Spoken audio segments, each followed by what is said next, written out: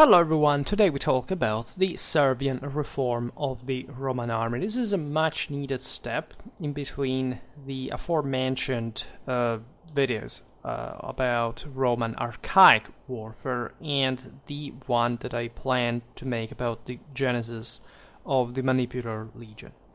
Actually, there will be others that say spreading from this videos as sort of corollaries of the same, because when we look so much back in time, it's not much the fact that we don't know exactly what happened historically, but that we can see how certain events like the reform of Roman society, not just of the Roman army, traditionally attributed to the second so-called Etruscan, but it was probably just a Latin guy, acting Etruscanly, let's say, in a more monarchic fashion, of the fact of the Roman kings, Servius Tullius, was not really a moment, right, a specific phase or generation, whatever, in Roman history, but rather, in my opinion, something much more,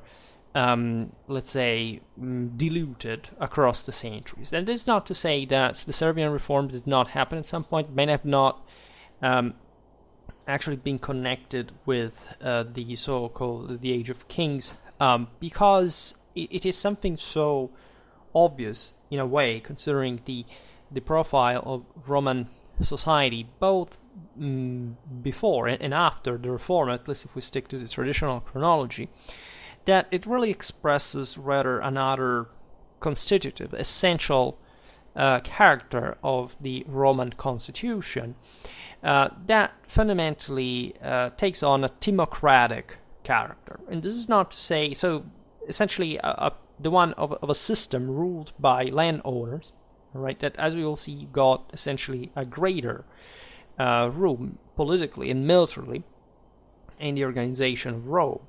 And that is essentially the one that we can't even just say, in spite of the actual modifications to this to the Roman and Servian constitution, especially one of the Centuria we'll see now, was there since the beginning, even in feudal times, even in those times in which essentially the army was considered like as a prerogative just of the Roman patrician houses, and say predating the sense of statehood, right? Of this idea of, again, from a day to another, and or a relatively short time that you can pinpoint, attributing it to a single ruler, or even just maybe a single century, if you want to overstretch it, was and would always there and would remain the same, more or less. I mean, the fact that Rome was an oligarchy, right, and that in spite of the existence of the Roman citizenry,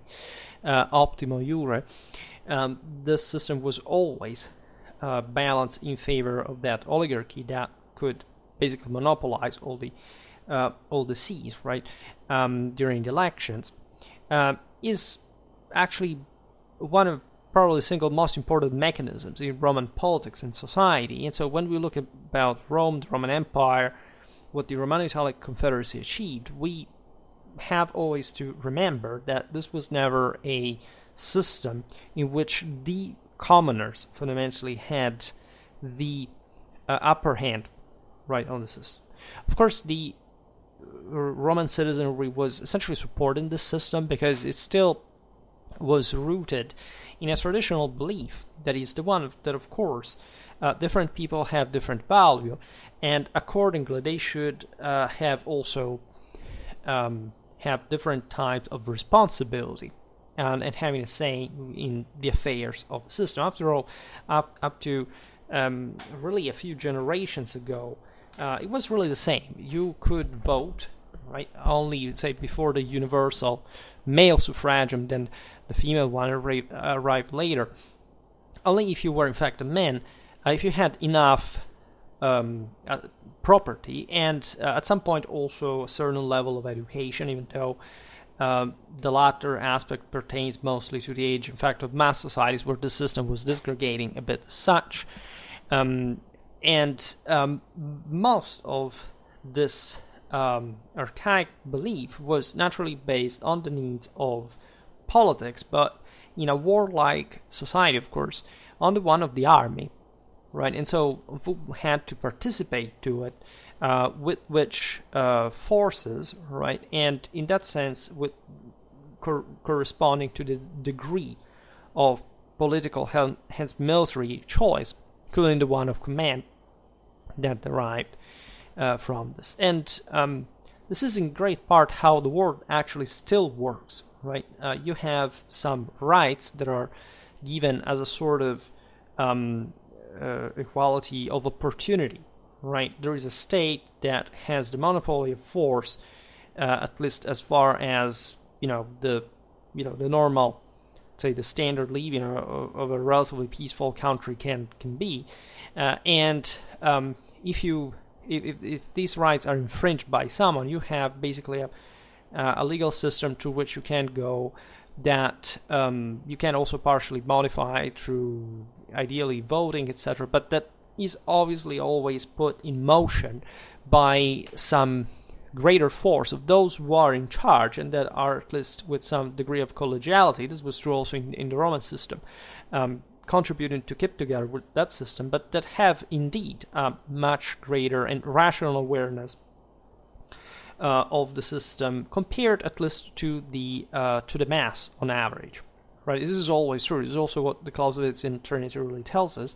That is to say, not just politicians are the most rational element of the societies that they express, at least in the institutional action of the same, but as a consequence, when people complain about those who are at the top and basically nothing happens, well, the concrete reality, because there could be an upheaval and there sort of more rational people in theory should be in charge. It's not always the case, but the rest of the people are not more rational than that. On the contrary, the people is always the in a trinity associated with the irrational, with the primordial hatred, with this sort of just expandable substance to which a form has to be given in order to succeed. And it's difficult to deny that Rome. This is a pattern, actually, that Western civilization has followed to rise to the top in world history. That is, providing, say, having an enlightened elite that is able to channel the the forces of the people to give them a chance to elevate themselves, to redeem themselves from their fallen status, and say stepping further, which is essentially what, in fact, the Romans did, as far as the Roman-Italic Confederacy was able to essentially take over all the neighbors and beyond. An incredibly successful, in this case, and key point probably of how civilizations are supposed to work, in the first place, and successful. Now, the history of the Servian reform is pretty messed up, telling you the truth, because it overlaps a lot of factors. Political, say, for example, the right of voting, citizenship proper, then population, the amount of population in given districts that at this point were also expanded, as we will see, but were not the Centuria, by the way, they were the tribes. There is age, there is wealth, right, and all this in a system that, of course, was calibrated specifically for that type of society, so that actually the richest, let's say the ones that we'll see now that made up, that were not necessarily even the ultra rich on average, meaning that 100,000 asses was of course a lot, but where people were much more affluent than that. That is the top, right, being the first class, would still make up the majority of the system. As citizens, we had the duty, but in this sense, the privilege of not just fighting, but also commanding themselves, right? And we are informed about the Servian reforms essentially from sources of the Augustan era, right? There is Livy, there is Dionysius of Halicarnassus, that are actually quite precise about the various classes of recruitment in the Roman army, not just at this point, but still so. Again, in this sort of hyper-archaic reality, because Servius Tullius was supposed to have reigned between 578 and 534 BC, so we are beyond, like, this is not even, as you will see, looking at the 4th century BC to try to see how the Manipular Legion was actually born, right? But we are in a time in which we haven't really the palest idea of what the hell was going on, right? If this idea, again, can be, because there are some scholars that go as far as saying that the full, in fact, centuriate system, of course, and as it is obvious, by the way, was together with Roman statehood really formed only during the 3rd, 2nd century BC. Go that late in time. There are those like me that like to stress especially the importance of the 4th century and the fact that, of course, the Servian reform together with the Servian walls, for example, that people say, okay, they date to Servius Tullius in the aforementioned date, but actually date to the 4th century BC. And that's where I think that actually this system was first introduced, especially considering that it was still accounting the possibility, and that's really the important step in proper statehood that didn't necessarily happen again from overnight, but that still made an important difference civilly and culturally. We're not just people belonging to a clan, but essentially belonging to Rome as a whole, right? And this, together with the brutal acceleration, as we've seen that the Romans made in the conquest of Italy, it was incredibly momentous and fundamentally militarized the entire system. And we know, so that basically the entire citizenry and the especially the sense that this was the product of an opening to the lower classes, to the plebs specifically, that wanted actually to go at war, that wanted to get the loot, get the land, etc., and that the same elite instituted, in fact, to maintaining power in the same system, the upper hand without too many difficulties, because the Centuria, as we'll see now, of the first class and the one of the knights were fundamentally superior to the 50% of the votes. There was really no way to bypass it for anyone, but was still entailing, however, a military system that allowed those who could enter the Roman army to do so in a more open sense, not a feudal one, but a statual one, right?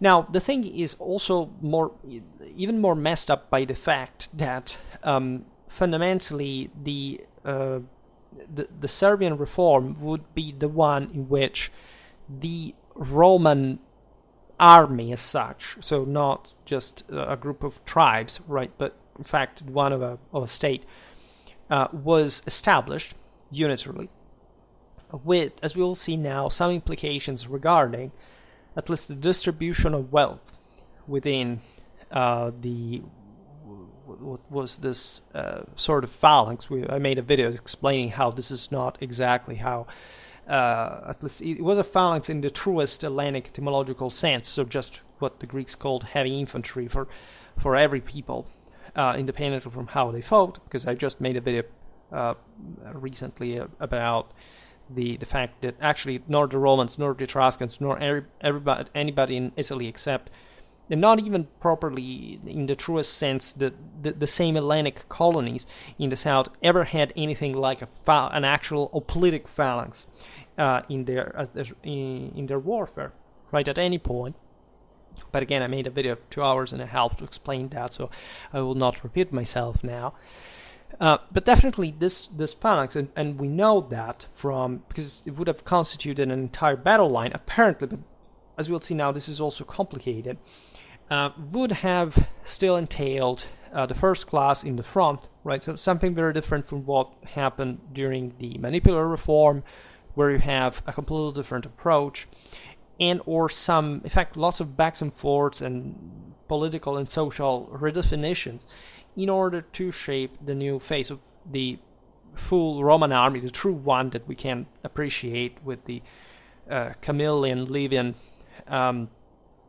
and Polybian, finally, one that are basically the same, even though, of course, they did change in equipment, etc., but at least in this statal foundational sense were technically the same army, and that we will see, in fact, better in another video, right? So these premises are necessary because it's, again, this video is very simple. It's just like a point to make. So to explain in part what I was talking about in the aforementioned video about the hoplitic influence, or better, the tactical influence, right? We have seen that essentially while some elite, including the one of the first class, right, of the Servian legion, at least according to Augustan sources, was equipped with the clipos as opposed to the scutum, so a sort of more hoplitic weapon, and this was absolutely normal because the elite would buy from other peoples, and specifically the Greeks that at that point were really exporting arms and armor everywhere because they made the best ones. The only actual, say, influence that the Italian military system may have received from the Greeks at this point, especially, was the idea, right, in turn motivated from the infantries of the late Bronze Age, right, Mesopotamia, etc. The idea of certain procedures, mechanisms, training, discipline, models to follow in order to essentially make a battle line advancing orderly, right, and deploying, saying, passing from column to battle formation, etc., without losing the internal formation, which, as we've seen, was instead the deal for most barbaric peoples, right, that mostly put together all the various clans next to one another in a battle line, and also with, if the chiefs were strong enough, if these clans were united for some broader purpose, could also bring to important results. Think about the battle of the Allia River that I will necessarily have to make next, because that is exactly what triggers, in many ways, the Roman need to create the Manipular Legion. At least it was a broader political and social issue that would have brought to that transformation in a way or another. But the idea of again, having a single battle line and having it outflanked or breaking it, and so not being able to salvage anything in terms of reserves, etc., which instead the Manipular Legion with the triplex axis actually does, of course, provide. It was one of the most important aspects of the saying, is in fact what prompted such necessity of fixing, right? Having something, say, a wealthier army, right, that now Rome, shaping herself as a state in Camillian times and so on, starting from there on, could really afford, right, differently from the Gauls, for example, etc. It would essentially go that far. Naturally, also, this change was not necessarily to be attributed to an external influence per se. Of course, the Greeks, other peoples, were starting to do that. In the east, the Etruscans were in close contact with the Greeks, also in southern Italy. Rome was consequently exposed. So people knew how others fought, and this orderly battle line that manages, again, to advance, maintaining cohesion. So it was a big deal even for the Greeks, was developed quite gradually, even in Hellas. But was, of course, greatly admired, and gradually this statual society acquires, just per se, the capacity of, essentially, of enacting, of implementing it, of using it. This would have happened. I mean, there are not many other ways. You can't conceive, of course, the ancient art of wars. Let's say given the development of civilization, that was the future more or less for everyone, without being too deterministic about it. So this is mostly something that I discussed in the other video. What really we discussed today is that sense of statehood as far as how it kicked in within the Roman army, within the Roman citizenry now. Always, however, observing how really gradual this was, how, of course, somebody from the 4th, but even less, the 6th century BC would have seen this as just a natural evolution of something that they had no clue would have turned out in what the Roman world was like in the 3rd and 2nd century BC. And that stems from quite basic and obvious rational choices about how to organize such a military force. But it's really crucial, right? And I was saying that it's important for the aforementioned video as well, because we have analyzed briefly what essentially the type of equipment in a democratic system, especially the Etruscan one, but there were also other peoples, right, that were evidently not being so tribal anymore, including the Veneti, for example. We will see this so-called Citola della Certosa, right, showing us quite interesting things regarding this social segmentation corresponding to different types of weapons, of arms and armor, to observe how, again, you can have an hoplitic first class without having an hoplitic phalanx at all, nor the thing being designed for any hoplitic purpose, right? And this is quite important. So, to summarize briefly, we could say that the Servian reform was infusing this sense that the common duty of all citizens is to fight for their country, but with responsibilities proportionate to their wealth. Right? This aspect may be the single most enlightening of, say, in order to understand the nature of warfare historically, and especially as far as what at least the 18th and 19th century has wanted us to pretend, to make us think that Rome or Greece were, right, some sort of, absolute societies in which, every citizen must fight for their country without any other consideration of sort, just a purely idealistic, no, say, the Greeks in part would have inspired this more when this says that basically just with discipline you can go everywhere, and it's just a duty for you to be in that army, but not having the concrete understanding of who would actually pay for this army to be at that level, and how we were just talking about it yesterday in the video about Thomas More's utopian military discipline is concerned.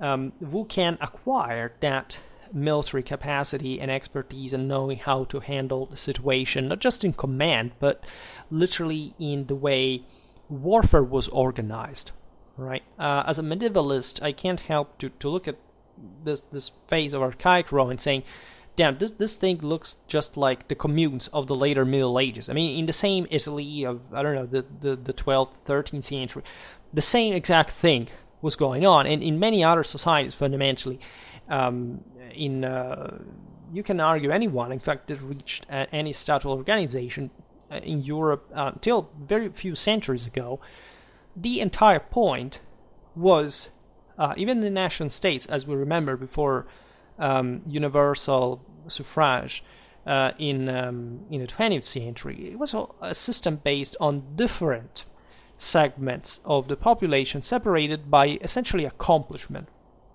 Because as we have very often seen in the videos about traditional religion, of course, they believed that if you were higher in the hierarchy, it's because essentially God had wanted you there in virtue of your glory, in virtue of your deeds, of the fact that you had been in a way or another more capable than others to become that powerful. And this is very relatable today, because the average paranoid nationalist and or socialist will essentially believe that there is a terrible class of elite that has stolen from everybody, and that therefore is owes us something just per se, except we don't do anything. And a true person living back then, it says, and why don't you go get it then? And the obvious reason is, of course, that as much as we don't like the way society works and the people who are in it, etc., first of all, this is a pretty universal thing, because every person is fallen, so it's not that there are superheroes somewhere, apparently, by standard, in our world. But in many ways, what allows, let's say, the mechanism that allows people to arrive to the top is fundamentally justified by itself, right? It's justified by the fact that if you could do anything to stop it, which is incredibly easy, right? If everybody turned into like an armed protester and had the effort to work in order to change you could easily carry out a revolution overnight, right? Where's the limit morally, right? Let's not go down this, I'm not a fan of revolutions in general, but I mean, the idea of acquiring power just per se is a sort of revolution, at least in the sense of inverting the trend of the fall, and so coming closer to God, right? And being, in fact, provided with the Imperium, with the Holy Ghost, so the actual power you could wield on the basis of your accomplishments, of your works, and therefore just what you have is what you deserve. In a world still of chaos, of terror, of conflict, where everything is fallen, but still following the logic of just, why didn't you prevent what was happening, right? And so why, in other words, why didn't you try to be God yourself at some point? Doesn't find any solution. Like, why would people owe you something, right? Why are you intrinsically better or in need, at least, of deserving that, right? This is the point. And say you're not able to provide it yourself. Where's the limit, right? Even if it's something terrible happens to you, the sense is ultimately who has something, why should he care, right, about you in that sense? Why shouldn't he instead go on with his own capacity to make more, right? And of course, we are, I think, at least if you are brought up in our society, we're sympathetic to the idea that exactly because we are fallen kind, you must put this patch, helping others by creating a sort of welfare state that every society had at any time, and that was based on the premise of, yes, I will give you the stuff now, but remember that I gave it to you. Remember that this is a blessing, this is grace, this is something that you somehow earned because I saw some potential in you to make good use of that, right? Because otherwise, other people would say, basically you're on your own. And the Servian reform in this regard is actually quite telling, because you see, this mechanism is fundamentally just crediting others, right? The problem with that, which is truly socialism in many ways, at least if you radicalize along that pattern, and just, I think it's evil in general, is, first of all, other people's money are going to end at some point, and you need somebody who can make them, right? So aside from the fact that, of course, there is a way to just hire people and, in order to push forward your earnings, and this is how basically humanity as a whole has reached the greatest prosperity ever seen, even at an average level, because still, yes, things were collapsing in terms of too much material wealth, bringing the elite also to be less harsh, and so to give away more privileges in this regard. But we also killed the capacity of making more, right, in that qualitative sense. And the Servian reform is, instead of telling you literally, if you have money, if you're powerful, you must do more for the entire system, except you are at that point the only one who has the right to decide what is going to happen.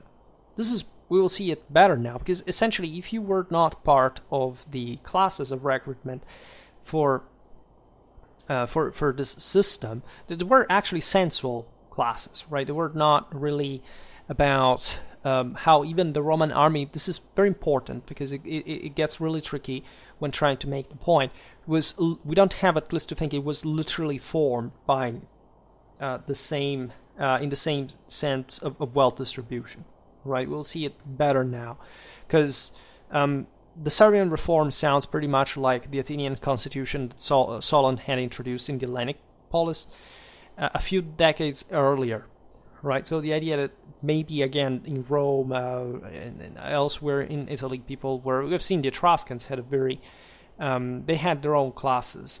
There was a statal tendency there, and surely the fact again that even in Rome this reform is associated to Servius Tullius may have had that meaning, right? And of course it's an anti nobiliar one in a way, because it basically forces again a more recognition, a greater recognition of the individual as such in relation to the state, rather than measuring the actual strength of the various houses and all the various people that actually worked for them, right?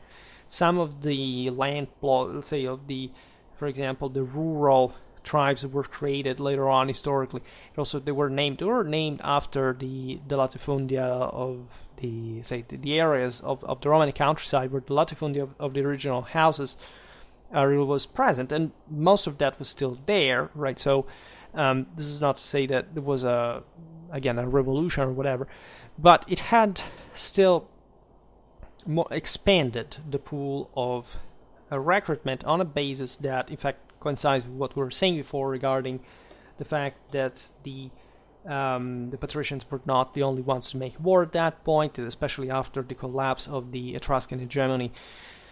There were lots of peoples from the Italic hinterland that began to harass the Latins in Rome, and so that's basic. And the same Latin cities actually that brought Rome to mobilize the same patricians that ruled the city as a mob, fundamentally, to confer some imperium, some magistracies with actual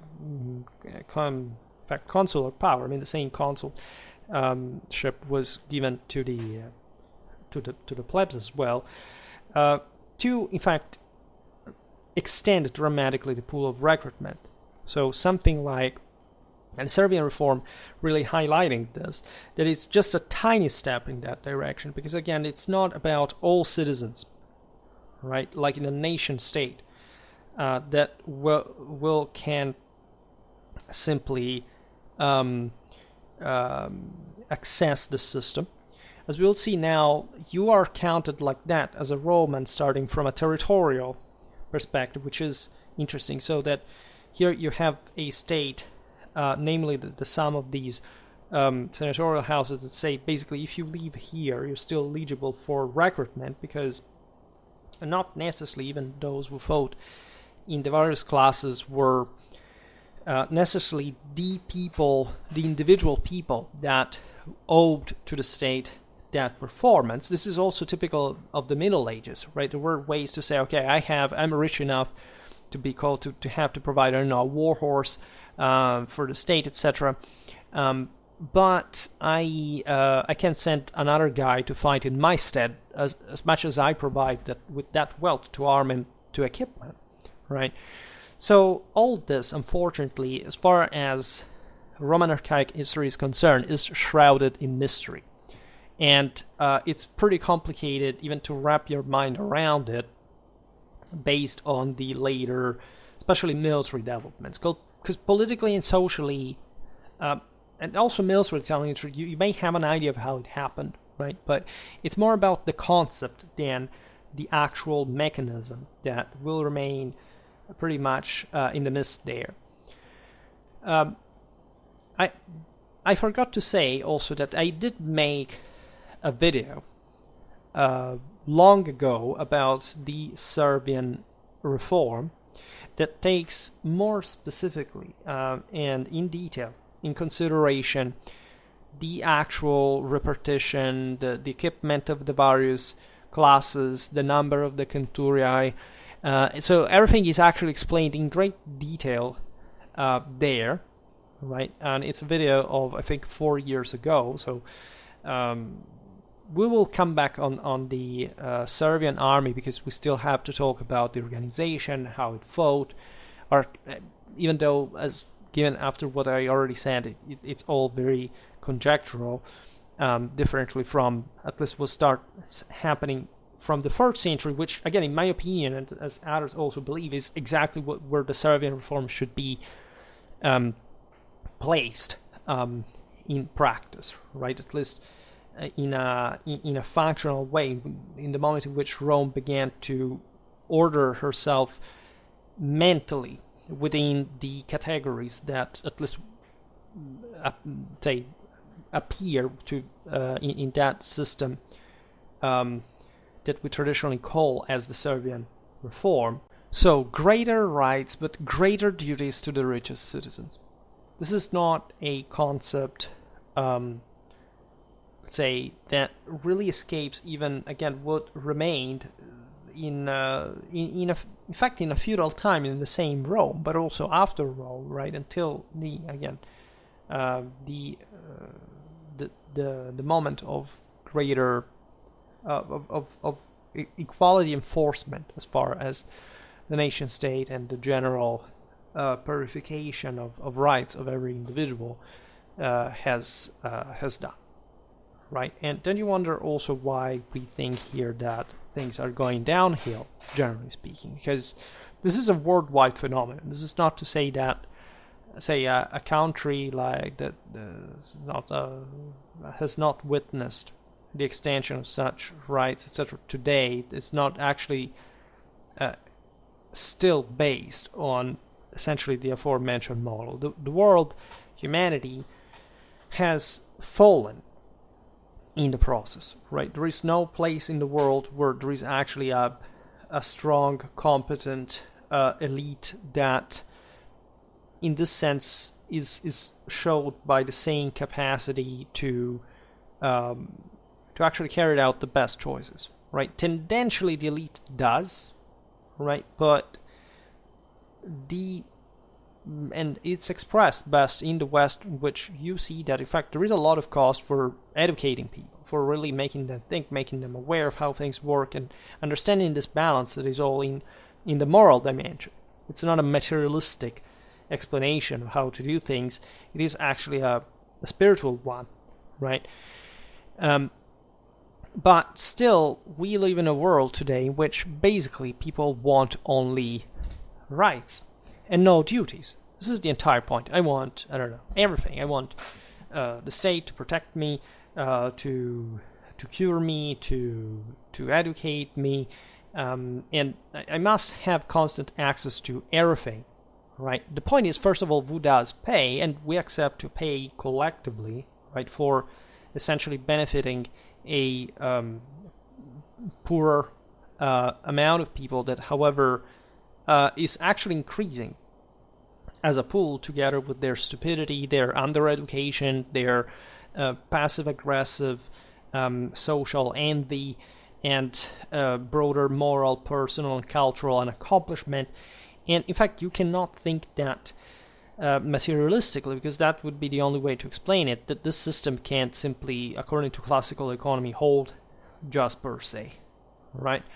There is, again, a value in redemptional capacities, but when a person is at least given the fair share for what they have actually accomplished, and I would eliminate actually fair share, I would say the same identical thing for what they have actually accomplished, plus the recognition of that superior value of morality. That is the entire point why we build civilization. It's not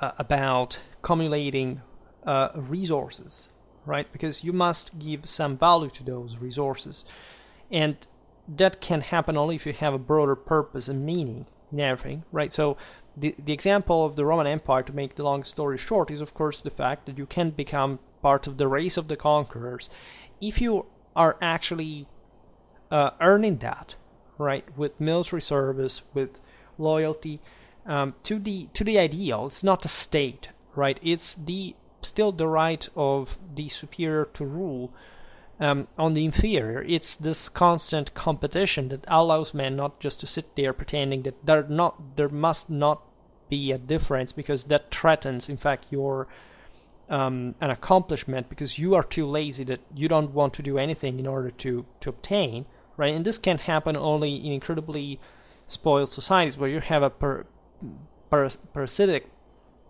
component that can live off the surplus of what others basically give. Just, okay, well, for some reason I will give it, right? Except at this point this collapses, right? And unironically, it's the best people who eventually remain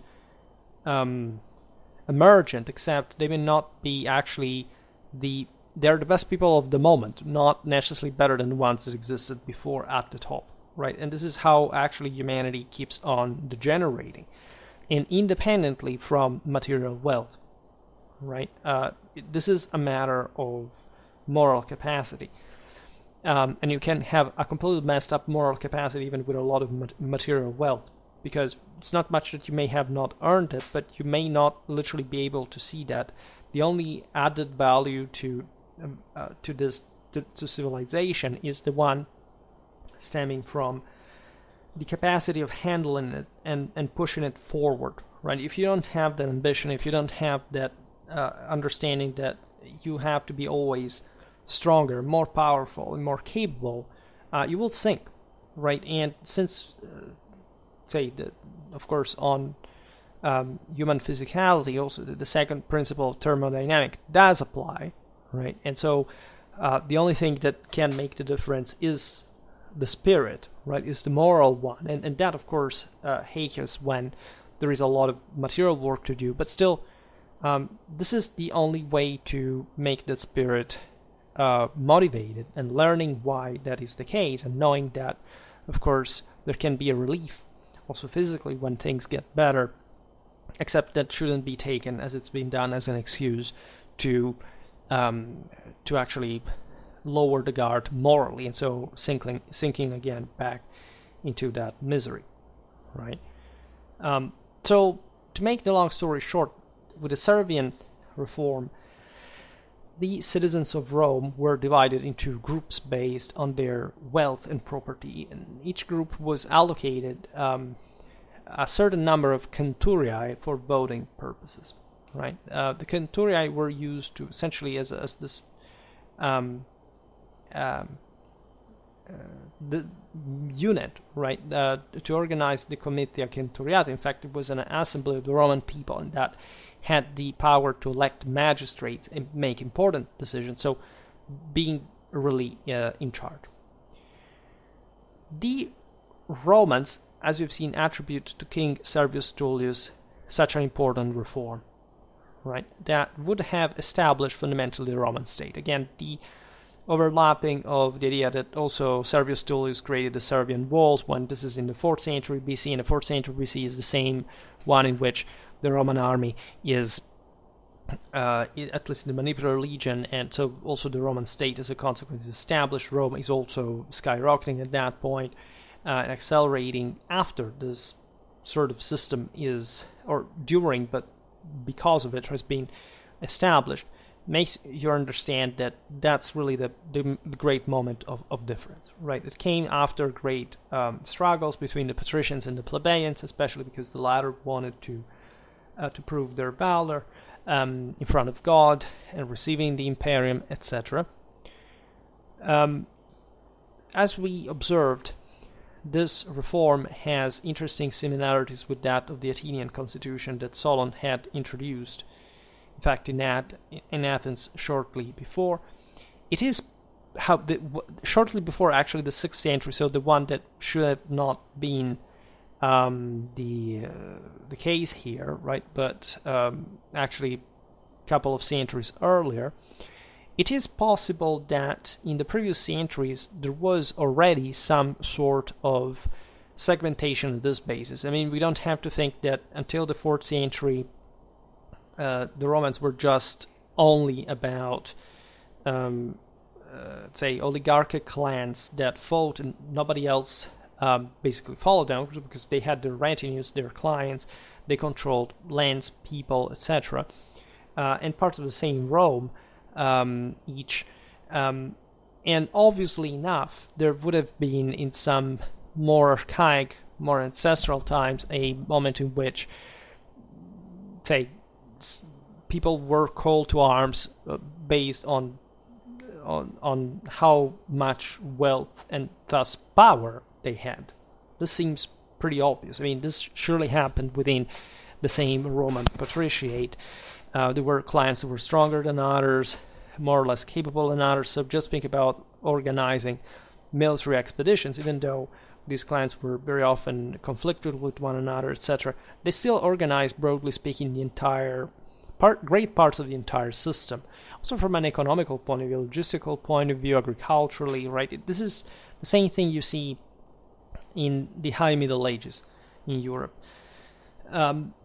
These rulers as feudal elite are not just knights. They're not just military. They in the measure in which they fight, they also mold the countryside that they conquered. They establish specialized crops and destroy the enemy ones, and move people on this land and settle them and make them fight alongside with them. So you have to imagine something really like that. I made a video about so-called feudal Roman warfare that takes this aspect into consideration. So regarding the chronology of Servius Tullius and the Athenian Solon, there you can think that the Romans wanted to perhaps show, as they used to do it, as we explained, as far as also the idea that they somehow copied and improved from others, that that was a big deal, and it may have been made up on purpose by them, right? To say, look, we just came later, and order was the sort of founding moment in which we have to all participate in this past world between myth and reality, considering that, if, say, the Romans of the 1st century BC did not understand too well what was happening in the 4th, in a strictly historical sense, aside from the mythological relevance of the information, well, it's also less likely that they knew what was happening in the 6th century BC, right? And even, say, the mid-6th century. So it's obviously just a conventional chronology, and I will not digress. We can talk about it in another video, how much this was made up, right, exposed, or how much it could have corresponded to the establishment of some sort of class of recruitment or whatever in the systems, right? And consider again that Rome was already fairly big throughout all this time, for, of course, specializing, differentiating, being about classes of recruitment, and or having this more complex organization than just the isolated monads of mobsters. That is not, in fact, how the entire point of why Rome developed in the first place can explain. So the Servian reform was meant, at least in some way, to abolish the system of tribal descent, or at least coupling it with this other division in centuriae, right? This was essentially just a unit intended as a division of the citizen body. And already on the concept of citizenship we could digress infinitely, because we don't have a clear understanding when the Roman citizenship was actually outlined so clearly, neatly, and especially to fit in this sort of system. We don't have the detailed information. But the concept being that the tribes become something more territorial in nature, the whatever is growing in Rome, politically, militarily, and socially, is becoming more important than the very original groups, right, that were still, let's say, would have been the founders of the same city, coalescing into one single group, all right? And the citizen body is divided into 5 census classes, plus that of the knights, the equites, which were brought together with the Roman aristocracy. This aspect is also that reminiscent of medieval times, because in medieval times you had noblemen that, yes, were quite militarized just by lifestyle, etc. And also here, as we will see now with the first class, came all essentially a very advanced panoply that naturally mirrored a, say, discrete aptness to arms, to say the least. But the equites are, as knights, literally, something else, right? They had to be dubbed in a way, and while the first class would habitually essentially just follow what the mechanism of the others in terms of personal equipment, so that, as rich as you were, you had to contribute for your panoply, and there was an attempt there to enforce this sort of standardization, or maintaining at least, again, this standards in the army, right? If you knew as a state that those people had resources and they had to invest them, they didn't have to be so conservative about them, because otherwise they would have held back their resources, and the army would have been, in fact, damaging from that. And obviously at that point you had to give them political rights together with that, more than the other people. This is a reason why today things are severely messed up. You have to contribute more, but you don't actually have more rights than the others. Yes, you still kind of have some advantage, but here in the Roman system, it traditionally would have been absurd to think something different, right?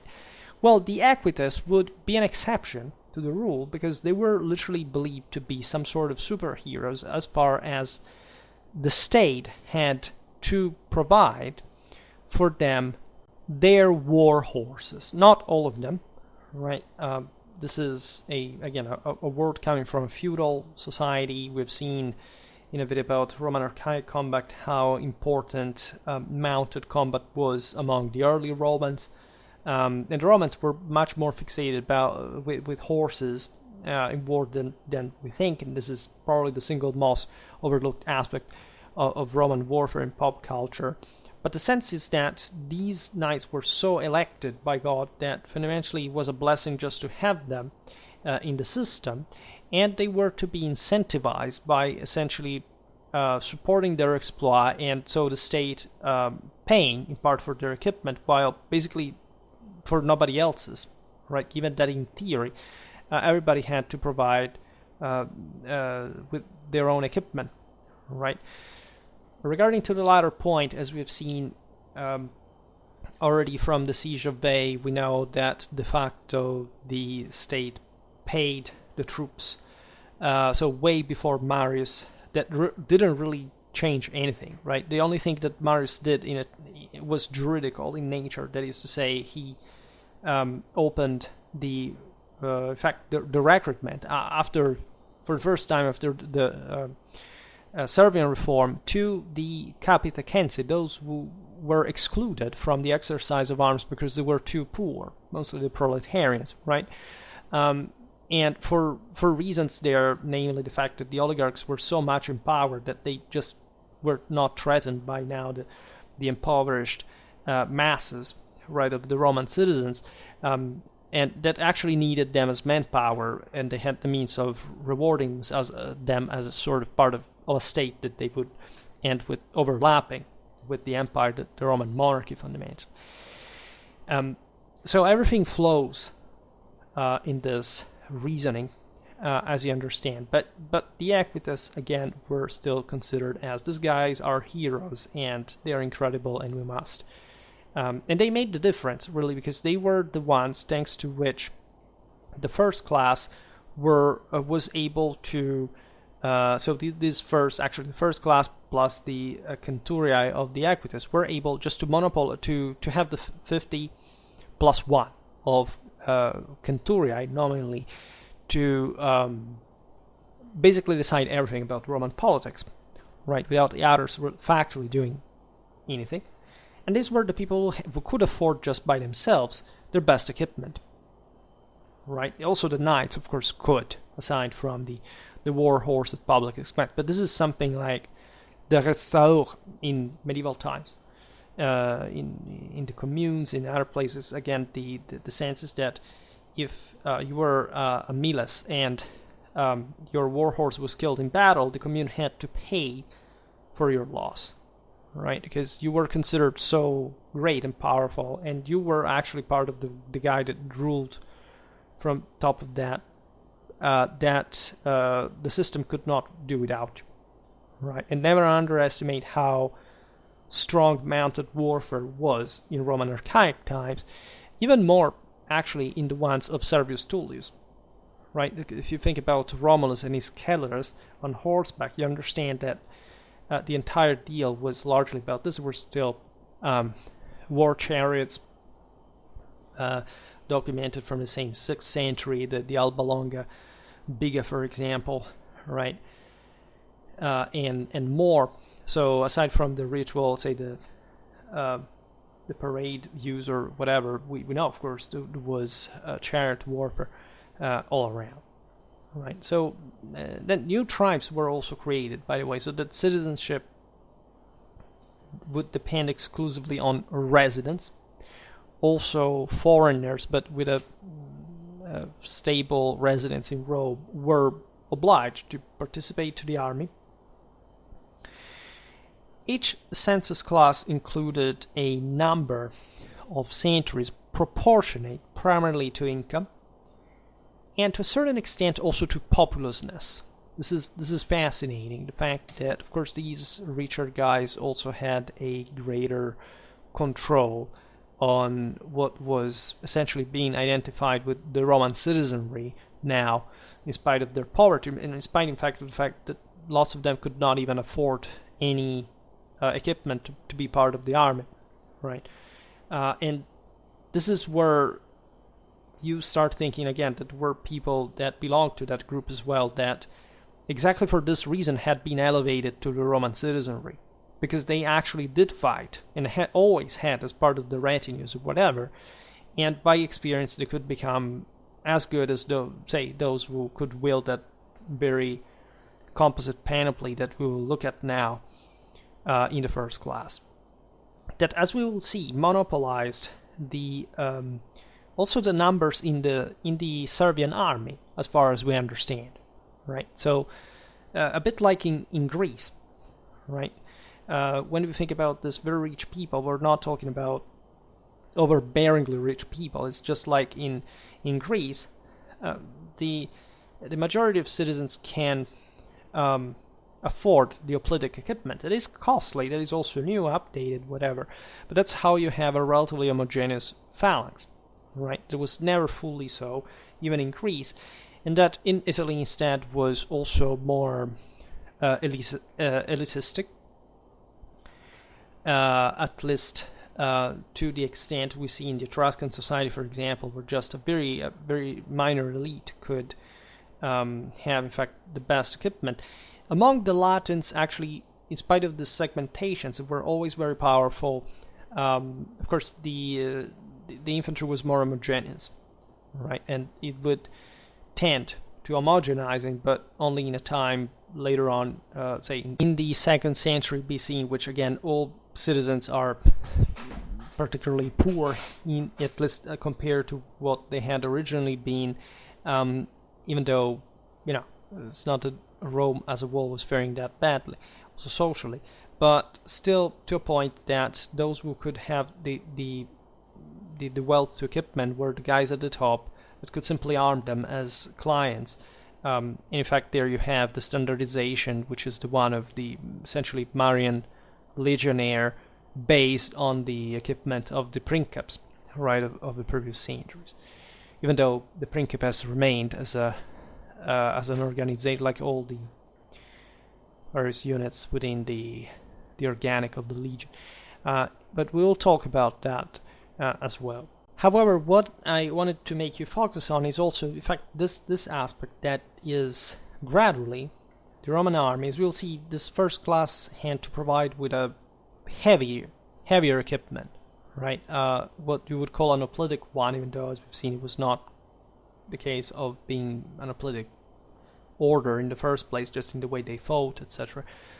Which is, however, something you see also in Greece, right? You have initially, if you look at the, in fact, Hellenic armor of the 6th century, these earlier times, you still find that they had greater, at least there was an elite with heavier equipment, right? That looked like almost a complete full plate armor of some sort, reminiscent of the Dendra one, right? Of the Bronze Age heroes, etc. Here it was exactly the same, right? And gradually you would have actually an homogenization that corresponded to an extension, of course, of rights on the basis of the military service provided. So something they had to earn, right? And this is why these centuries actually correspond in a very, not in indirect way to the same centuria, again, of the centuries of the Roman legion, right? The 100 guys. In fact, the Servian one, as we will see now, would establish 60, and that's why, in theory, at least the original Roman legion had 6,000 men, which likely would never be the case, because full strength was never reached, but properly these numbers are given just to make sense of this initial orders about which we know very few, and that remained later in time. I mean, still the later Roman legion had, say, in Polybian times, 60 centuries. Except at that point we're counting 60 men, not 100 like it would be, and according to at least this ideal Servian reform.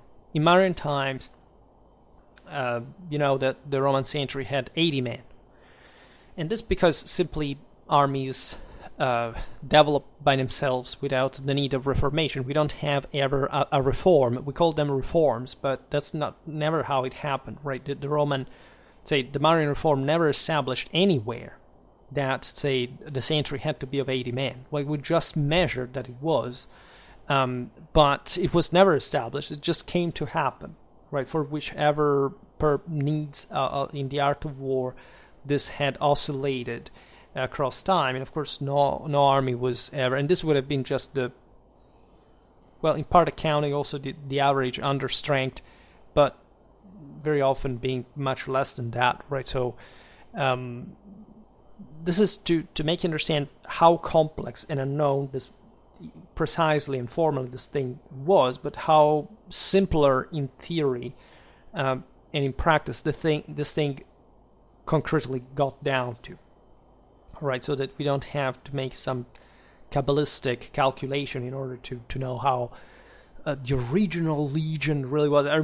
This is something I digress on a little bit, that I said also in the other video about the Roman Archaic Legion, is that I began to say, before Schwerpunkt, I was on Facebook history groups, right, and these topics arose all the time, because I will not digress on the reason in this video, but with this sort of must understand the deeper reason, whichever, as if not, first of all, nobody had ever wondered, right? And you were a guy that on Facebook groups has to get into this theory, this expertise of the Roman army, whatever, because you have the sense of things like we're in this way, of course, without even having ever studied the entire deal, but making statements like, I don't know, since apparently the early Imperial Legion counted something like 5,500 men,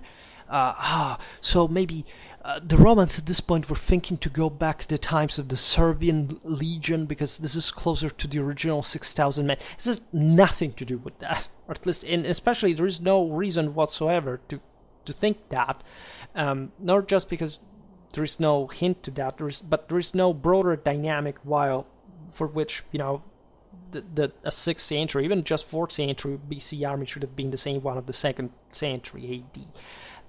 And just the way a legionnaire organic barrier is historically something that fluctuates really, and at that point you just have very big units that were functional to that also grouping during the various Roman campaigns of how were organized by the time. They were just a gold standard, let's say, a medium that they thought at the time was more convenient for their current political and strategic needs rather than something else, right? But you always, again, find this sense that yet the genius must arrive that has to tell you how the Roman army really worked, while, of course, all the experts on these topics know at least that what we know about the Roman army is incredibly scarce to even make basic, say, assumptions and pretending to verify them. So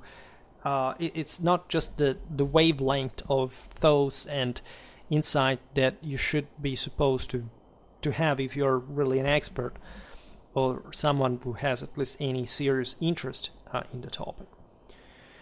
In any case, what we've seen here with the welter, with the Servian reform, is that the welter classes had a greater number of centuries and therefore greater political weight. Rome transformed according to the concept of the reform, but it's more correct to say that it had always been a democracy, right? Or rather a government of the landowners. And Rome would always remain this, as essentially most realities in the world technically are, right? People were richer, are also, generally speaking, by average, more intelligent, right? This is not to say that there are lots of idiots that are idiots, perhaps in their specific case, exactly because they're rich. But, of course, the most educated people, the most accomplished people, the healthiest people, the most mentally balanced people are also the richest ones, right? And they are all connected. It's not about historical materialism. It is just the essence of the entire pack, right? On average, right? So what did happen to the others in the Servian system, the poorest? Well, those who did not even, there were these various classes, but those who did not even have a sufficient income to enter the 5th and final one of income did not enjoy political rights.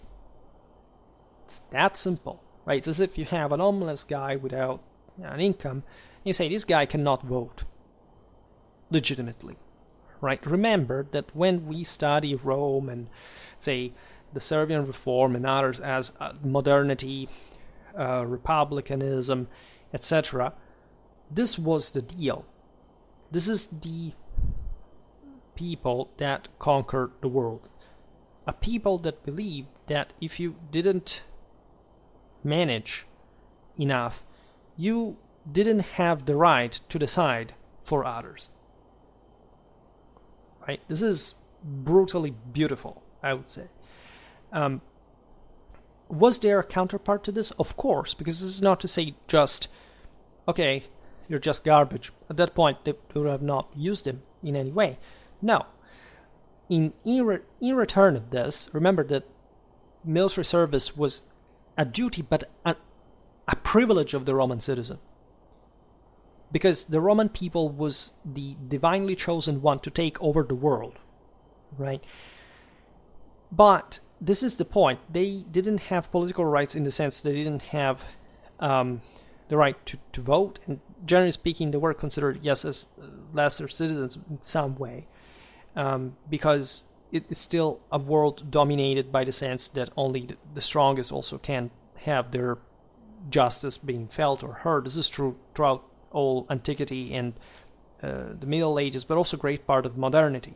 Right? If you don't have the money, you can't even basically have your rights respected, right? If somebody steals from you, somebody abuses you, it's much less likely for you to have at that point,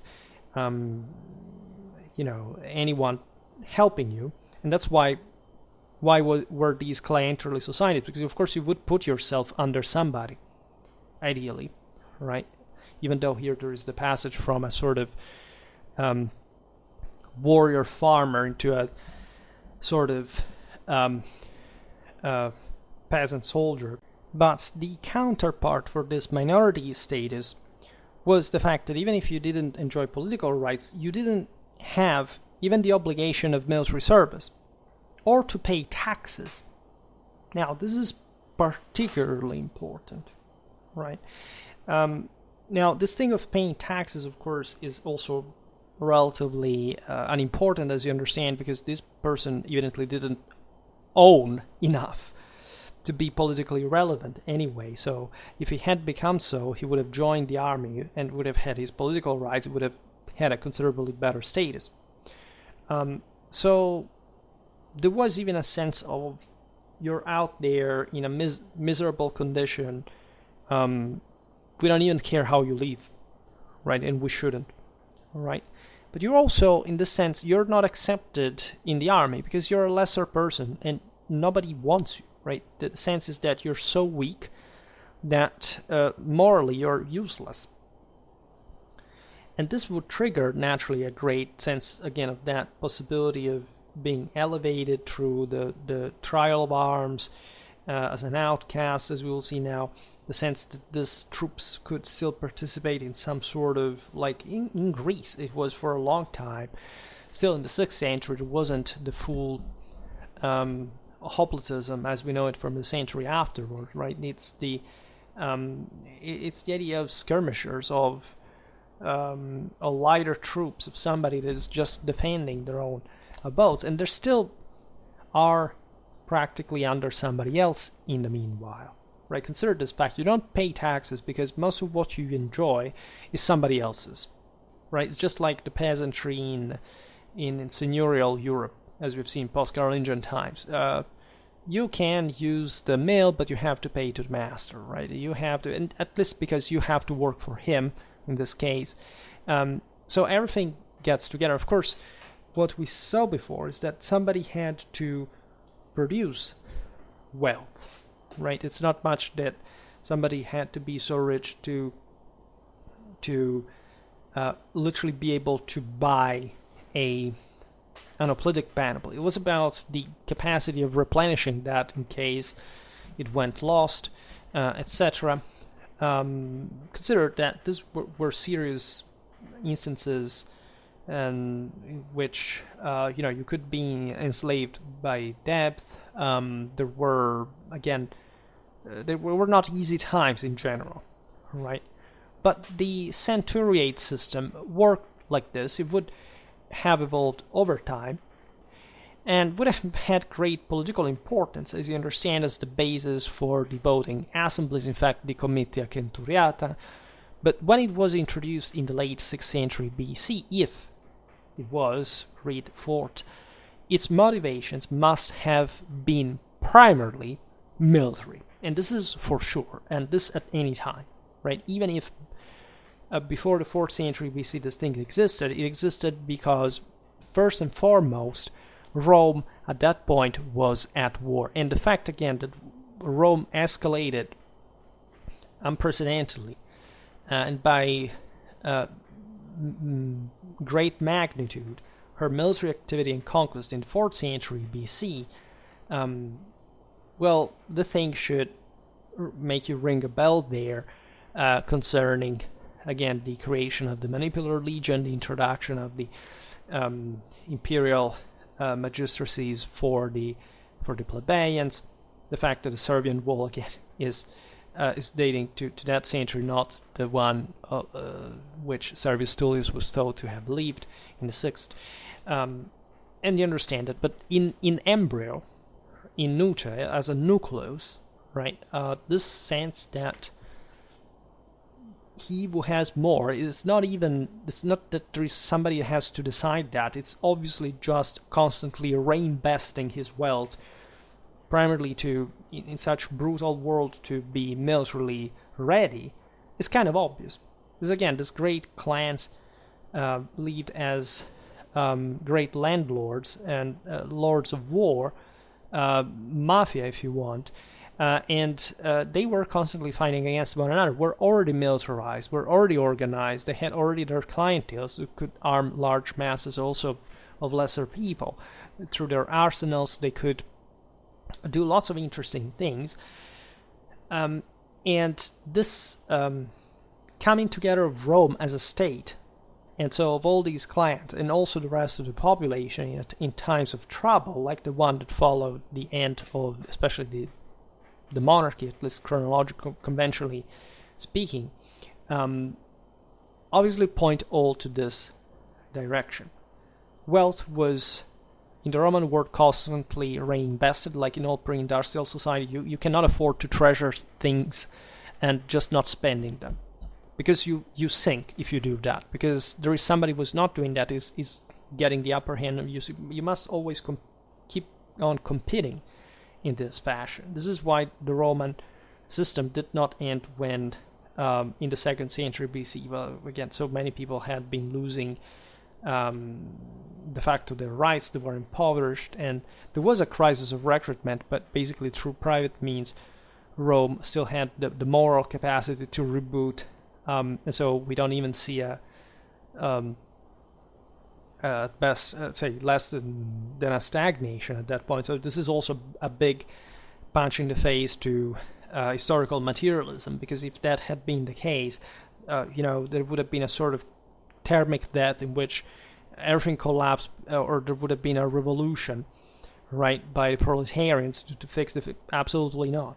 Right? It's just the elite that understands that they are so powerful they can create an empire as they like, and they co-opt people to make it happen, because it's always about moral forces at the end of the day, right? Plus, this thing of, say, Rome had greatly expanded in the centuries preceding the 4th century BC already. For example, population had grown thanks to new immigrants. This is obvious when you look at in pre-industrial times but even the others, when, say, the growth of cities is not because people were copulating like rabbits, it's because there were people moving in, right? And just like in the Middle Ages, right, in the cities, there was this body of citizens that were richer, more powerful, and there were these other peoples coming from the countryside, the hinterland, that were coming just to work for them fundamentally, and they were quite poor, and they didn't enjoy political rights, right? And in fact, this is exactly the ones at this point in Rome that did not perform military service, because they were not included even in any tribe, which was slightly different from the rest of the Romans, because they could not bear arms, but here because technically we're not Romans yet, right? Then of course they would be assimilated and integrated, but it would take time, right? A first aim of the Servian reform was therefore to increase the basis on which the levy of troops could be carried out as well, right? It was a way to involve as many people as possible to, in a sense, higher the standards of the military, not much paradoxically through this, say, panoply requirement, but the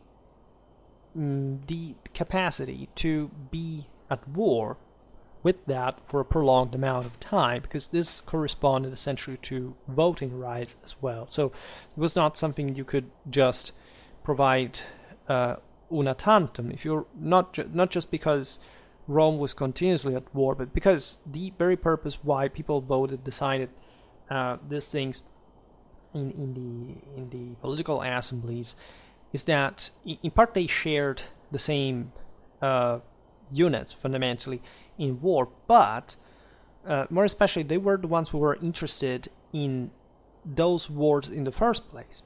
And not just because they were Romans, but because Rome was expanding, was seeing the worthiness of this continuous activity. And it was all mixed with this religious notion, evangelical in nature and Catholic in nature, of say, world domination under a single spirit. All right.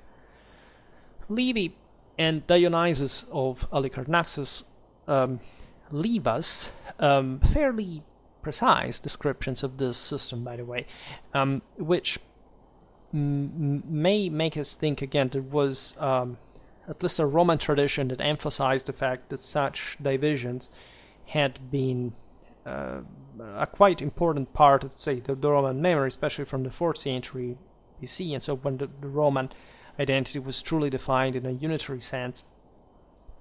And these dispositions tell us that once the population was divided into 5 census groups, each citizen was required to arm himself in a manner corresponding, of course, to his own economical availability.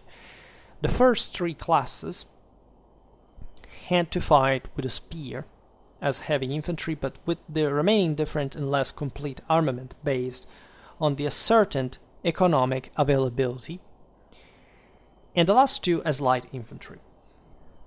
This aspect, I think, is fascinating because, of course, it tells you that the Romans, of course, fought at that time mostly as spearmen, and we've seen it, we'll keep seeing it in Battle of the Allia River, etc., and we'll have to make a massive video explaining why, say, the Romans would eventually pass to something else, even though we brutally underestimate how often the Romans used spears also in later times. In any way, if you're interested in the development of the pilum, I made a video about that, like 4th century BC, Roman, I think Samnites, Lucanian, etc., javelins, and that explains some of it, at least. Plus, you have the lighter classes considered as just light infantry. So this is a fairly heavy segmentation. This is not present in the... so this is actually present also in Greece, right? But the idea is that here the troops included are Roman citizens. This is something that once a friend of mine that didn't know much about this topic made me notice, and I reflected on it, and it's not so heavily important, if not in stressing the fact that here probably the sense of Romanity was stronger even than in places like Greece, where the polis was naturally deeply felt and much and in a comprehensive fashion, right? In a way, the Romans, as we've seen, were also more were different from the Greeks. They didn't quite have an hoplitic phalanx. They fought in ways that, even as comparable, for just because sanitary peoples in Europe did fight objectively all in the same way, not just them, by the way, really was more articulated, was sort of more aggressive, sort of more dynamic. There was more cavalry, as we've seen. There were the knights that, of course, in Greece we don't see. At least there are, but they're something a bit less considered, just by especially the sense of privilege. You may be surprised to know that even there are the same dynamics, but definitely to a much lesser degree. Definitely the Hellenic polis is much more homogeneous as far as the classes are concerned. In any case, for this reason, the distinction appears between the classes, that is the class, and the infraclassem, that is below the class, right? Where the former are the heavy infantry and the latter the light one, right? The term classes was probably used to indicate the army as a whole.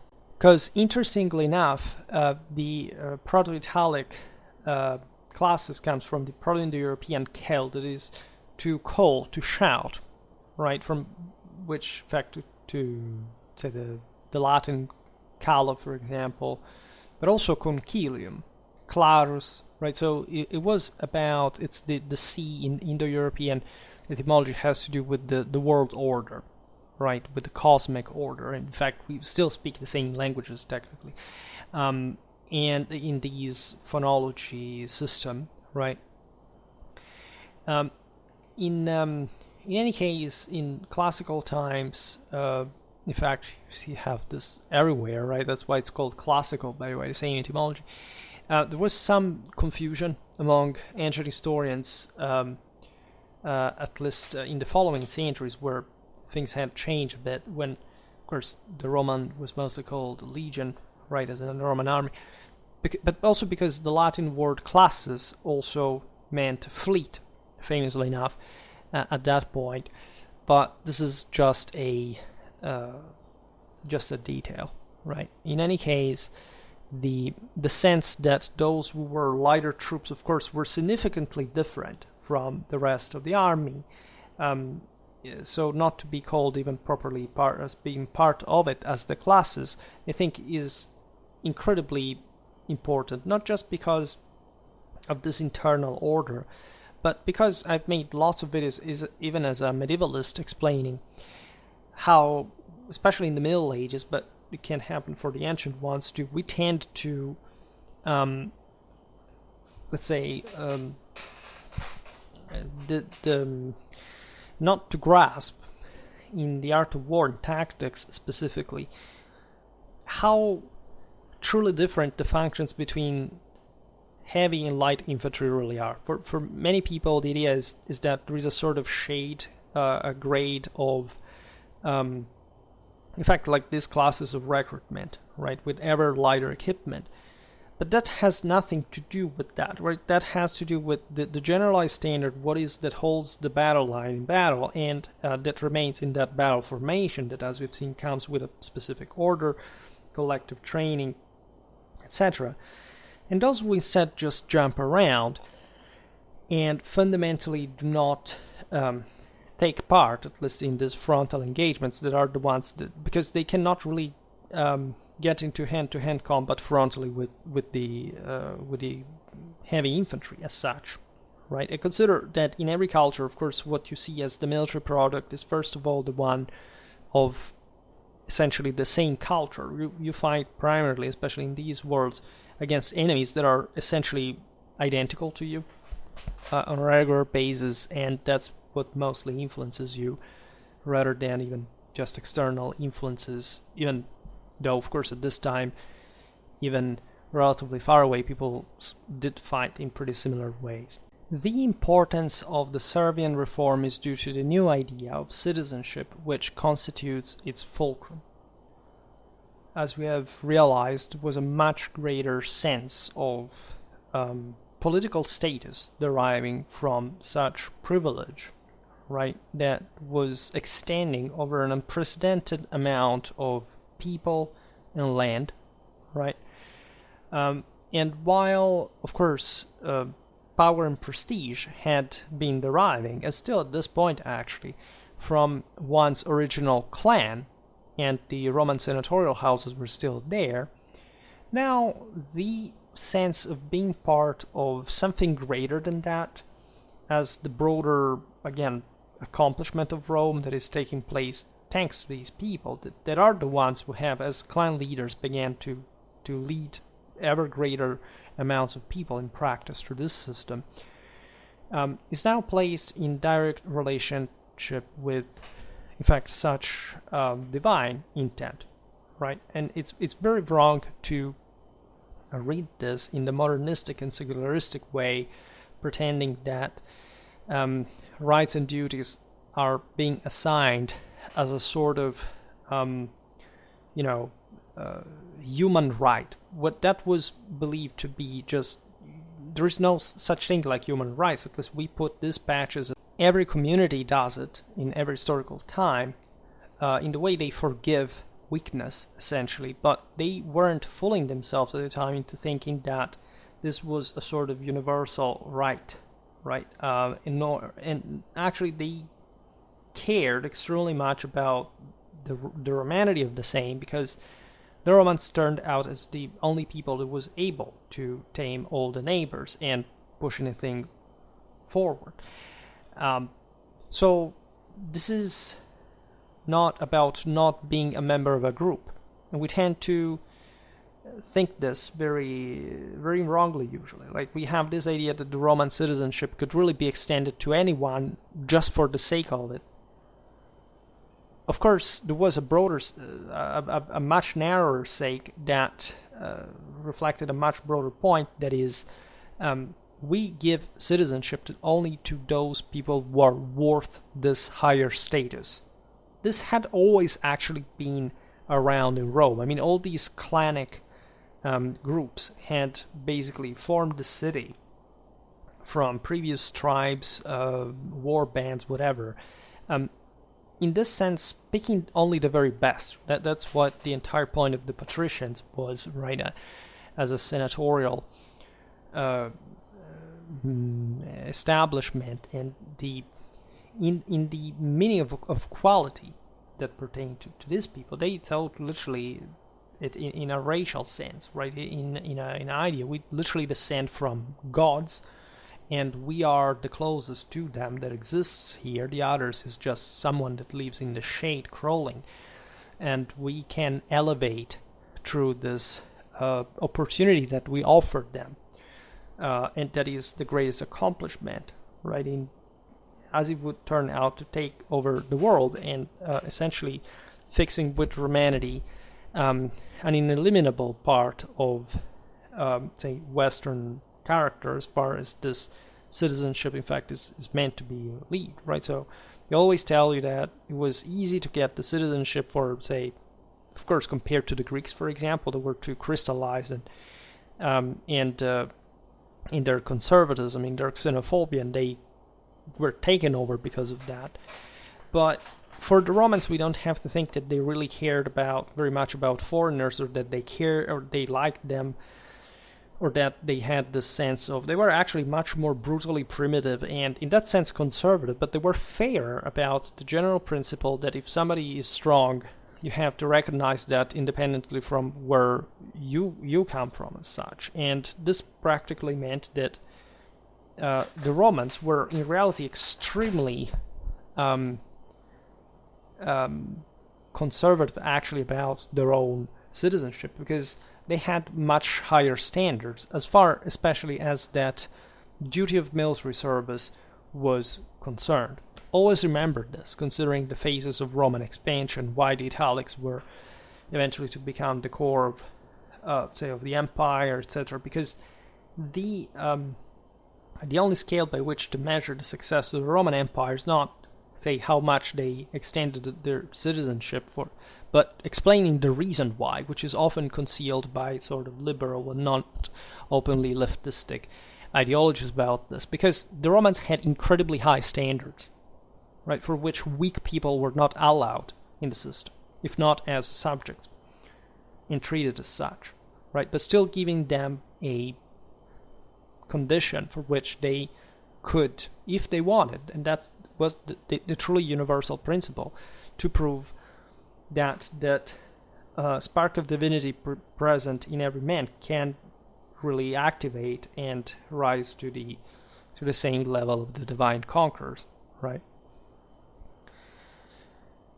The common duty that all these citizens must respect is to fight for their country. But also they have, as we've seen, increasing responsibilities proportionate to their wealth.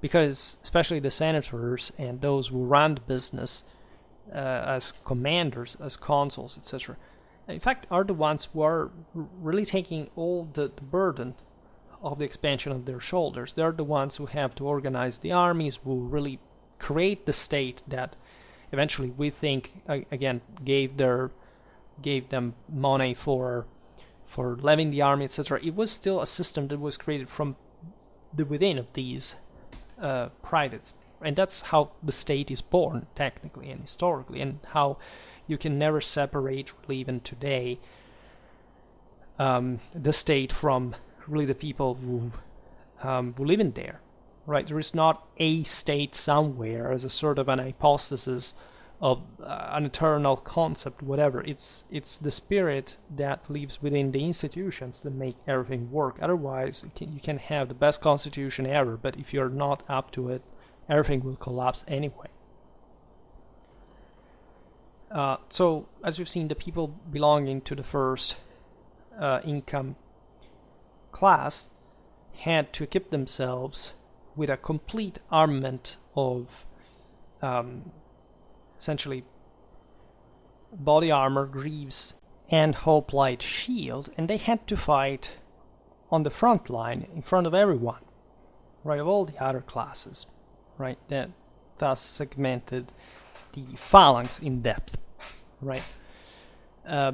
This also makes a lot of sense considering that this was a single battle line before, at least the 4th century reforms that came in a bit, in fact, to break that system down into something more flexible, and centered, as you know, on the gradual effort through reserves, right? The multiple battle lines after one another, and I will explain again in the video about the genesis of the manipular system why that is the case. One of the reasons why it doesn't make sense to think that, in fact, the Servian reform kicked in at this point historically is that in each time that we know of, the best guys would be in the front.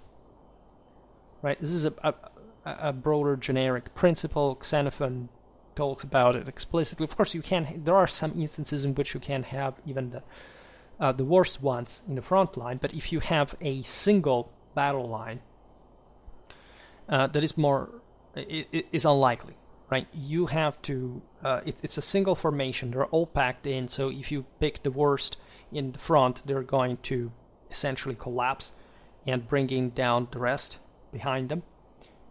This is the reason why, again, you need 3 battle lines if you want that to happen, like as it would happen later with the Astati, the Principes, and the Triari, so that if the Astati break, they can dissolve, and there is a consistent phase even of, well, I will explain you that at some other point, but even just in medieval warfare, etc., there are even, I don't know, half a kilometer between a battle line or the other, exactly to avoid this dangerous domino effect, by the way. But again, in the front line, you must have the strongest ones. And again, this was what essentially the clanic feudal army of Rome had always been about herself, right? It didn't take the Servian reform to decide that the heavier guys were at the front.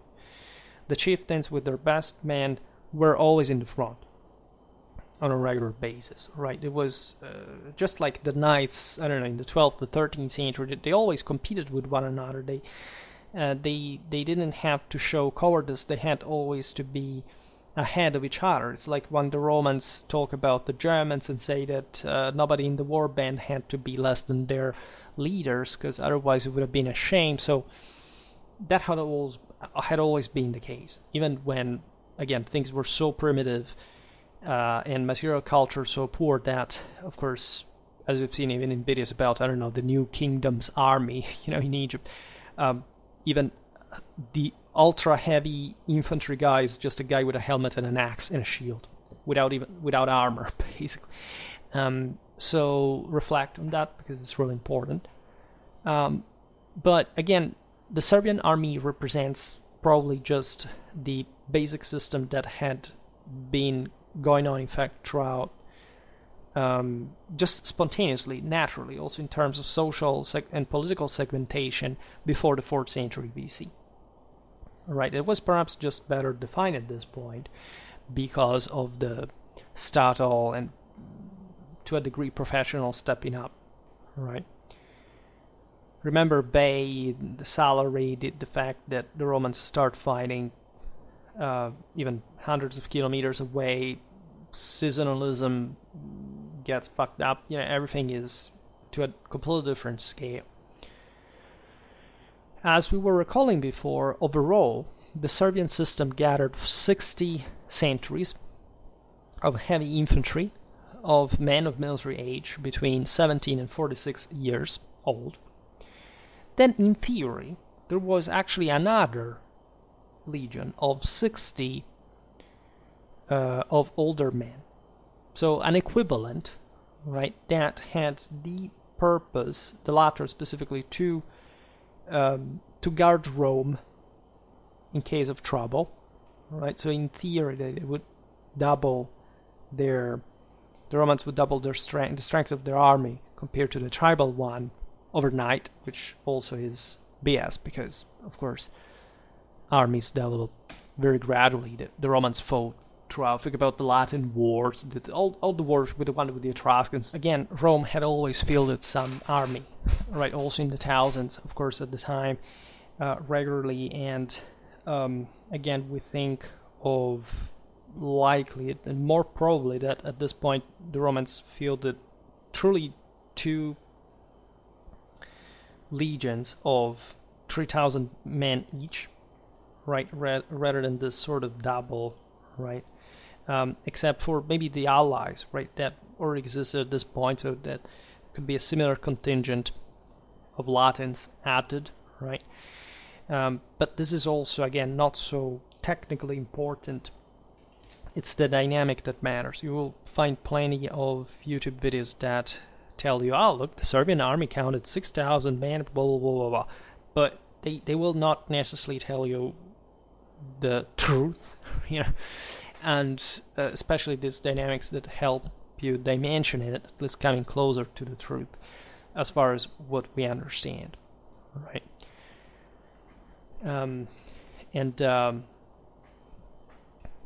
Again, this what is important is that given that the century was the basis of the Roman organic, right?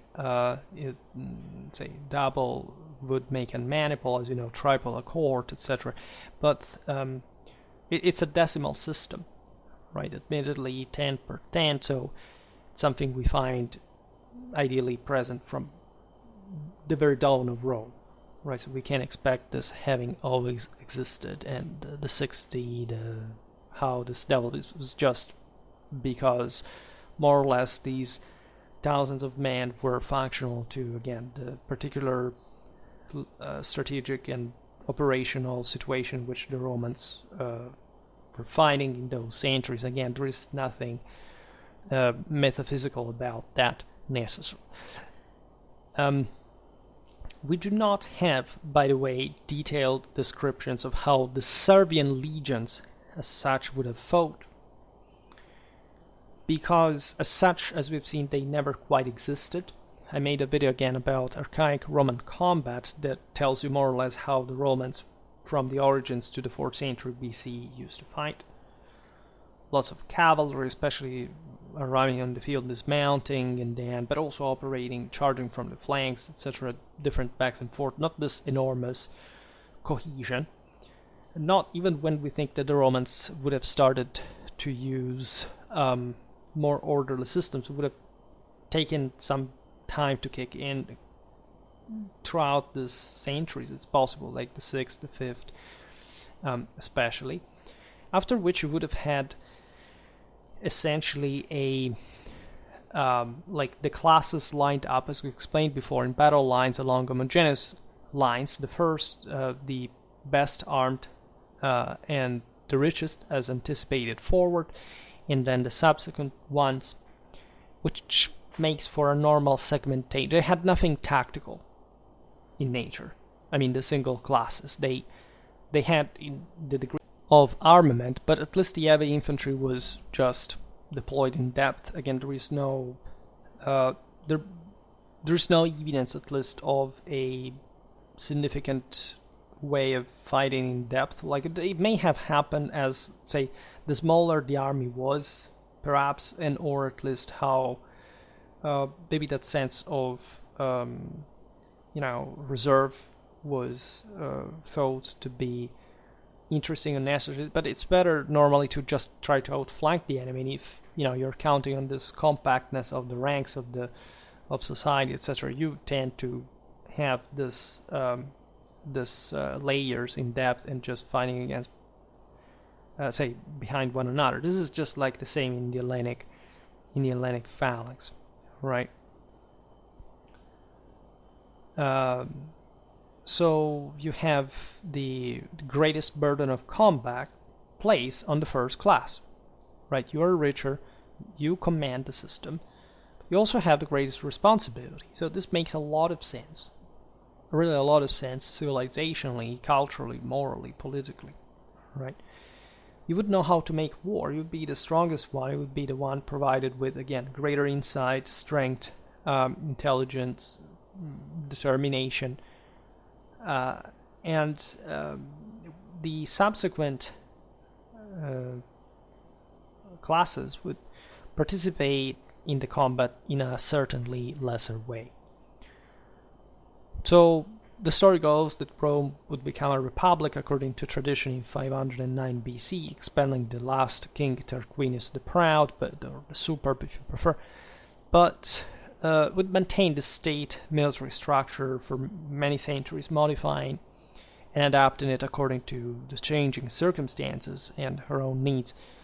But confirming such principles in the background, let's say, that had made her a machine ready for war. As we explained, this probably instead came to full conclusion only in the 4th century BC as a whole. I mean, all these elements were there, but to a different degree and not fully merged into the functional system that Rome really elaborates, by the way, across all the 4th century, right?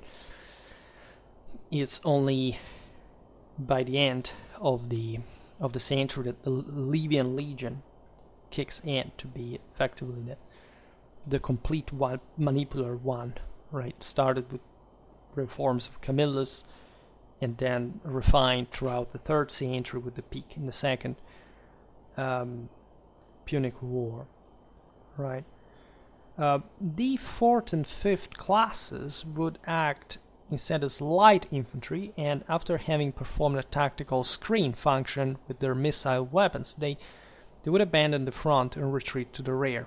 Right, so the actual battle would be supported by the 3 classes armed as heavy infantry, and the first class, this is perhaps the most important thing of all, alone constituted 2/3 of the entire legion. As we explained, these guys, this is the measure of the burden they had. These guys would essentially have to field, right, if the equivalents, considering that they had to, and this is where other people could also be equipped from their clienteles, because they, as we've seen, the centurii were based also on the base of populace, right? It wasn't just about wealth, it was about how many, and they were based on how many troops these magnates could provide. This is basically the logic behind it. Overall, constituted almost the entirety of the heavy infantry, right, and 2/3 of the entire legion, considering the infraclassem as well, so the ones that did not actually fight as heavy infantry. So this is the measure by which, a bit like in Greece, you see the relative homogeneity of the system, but in Rome, it's based on a much more strongly aristocratic bias, right? That basically includes within these, differently from Greece, right, where more or less these were all truly, different citizens, surely connected to clienteles themselves, but in Rome, the truly dominating model that had to make the whole thing stick together, and functionally so. And this is important, as we explain later, because the Roman legion would evolve eventually in, at least tactically, in an opposite sense. You have the weaker soldiers in the front, right, and the stronger one in the rear, right? And this is not even technically all the inversion of the same, because those who would skirmish in front of the front lines would become also the younger ones that would be listed as heavy infantry. Think about the Astati, right? There is all there the switching also of the weaponry of the name. We'll talk about it when describing the Manipular Legion. So some crazy stuff happened, and we're not even excessively documented in it, but nothing so messed up as you may think. It's just that it's complicated through names and lack of evidence to just follow a linear path. But there is a logic fundamentally in it, right? Now, this passage of the statual formation is important also as far as the development of the Italian peoples, including Rome, is concerned. And there is a beautiful picture known the Situla della Certosa in Italian, which is actually a celebratory bronze amphora, embossed and chiseled by the Etruscan-Venetian culture settled, in fact, in Bologna Certosa. This is the Situla stands for the amphora there, and this is just the locality, dating back, by the way, to the myth of the 6th century BC. Right, and found, by the way, in a female tomb, which dates back approximately to a century later, towards the first quarter of the 5th century, so therefore between the 500 475 BC. We are, say, in similar times to at least, the moment of the collapse of the same Etruscan control in some of these areas, or before that. So actually, in a slightly earlier time, from at least the 4th century, as far as Rome and what we think happened there is concerned. Why is this important? Because it's essentially a graphic representation of a military organization likely similar to the Roman, say, Servian legion. And we'll explain it now and why. There aren't so many clean pictures, but I want to make a video on the Situla because it's there are so many different ideas about it that today will not cover, but we can just hint at a little bit and explaining how these cultures were developing in a military sense, because Rome wasn't the only people in Italy developing towards a certain direction, right? But there are also limits, and this evidence is fascinating because it actually shows an important degree of segmentation in not an overwhelmingly developed place in Italy, even though it wasn't, say, particularly savage either. So the historical military particularity of the Certosa Situla is in the upper end of the amphora, where a military parade of troops is represented, which probably reflects the organization in two classes of an Etruscan army, we think, because that was the most developed, right, more developed than the Veneti, right, but still there was this frontier area evidently some important influence. And in fact, it could have easily been from a similar culture, not the Etruscans necessarily. This is again before the Celts kick in Bologna, and so it wasn't even called like that. It was Filcina in Etruscan, and that the Celts initially tend to, to level a bit this earlier sort of societies, at least as far as they had gone in a statal direction. In any case, the warriors participating in the parade are of remarkably 5 different and also markedly types. Right, at the head you have the cavalry. This is something definitely would have not found in Greece, and cavalry is represented here by 2 knights armed with a Villanovan type axe, the one encased in wood in the shape of an inverted L. The knight here does not have a shield in his panoply, right? And therefore probably did not fight dismounted. However, he does have a domed helmet and kilted armor. Then again, I need an entire video to explain the Situla because it's there are very interesting implications, even just from the type of weaponry here, that could help us reconstruct certain things about the specific culture and others. Now, from a military point of view, following you have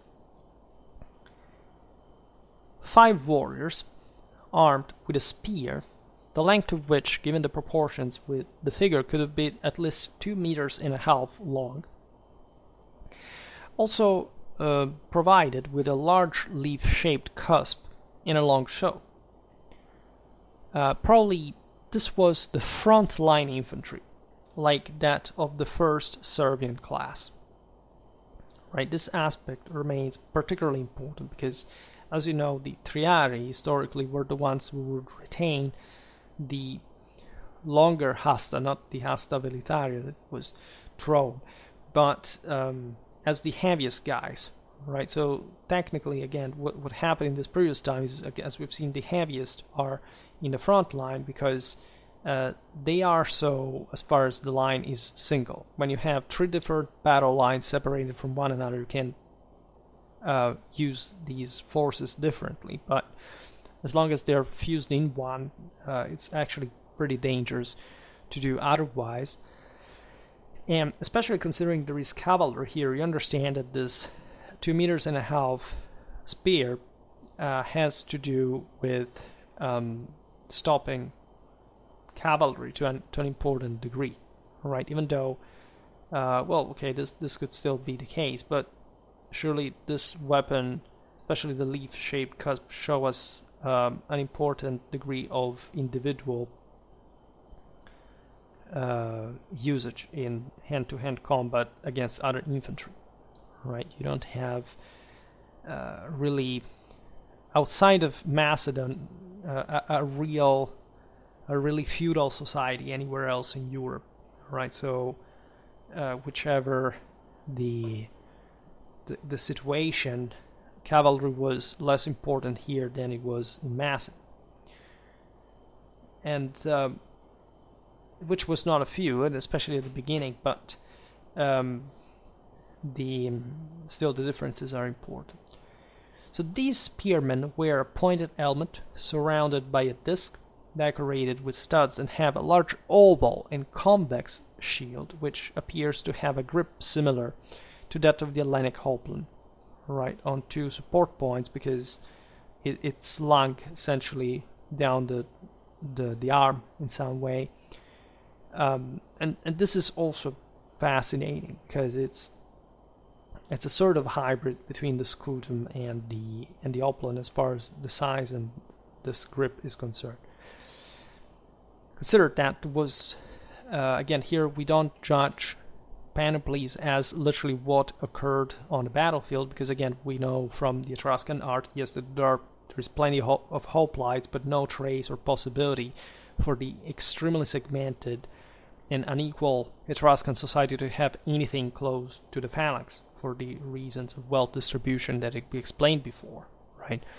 And not even among the Latins, so you can imagine among the Etruscans. So a shield doesn't make necessarily the tactics nor the arm, but the fact here that these troops are showed with such neatly segmented, it's not they're all different types of soldiers. There are different numbers of different types of warriors, right? In fact, you have after them 3 distinct groups of 4 warriors each, even. And this tells you, of course, that the quantity of these lighter troops increased, right? So this is also telling you what we just said, that is they're lighter in kind and fitting the Etruscan social segmentation. You have the richer guys that are fewer than the poorer guys. And as we've seen instead in Rome, it's the other way around, at least ideally.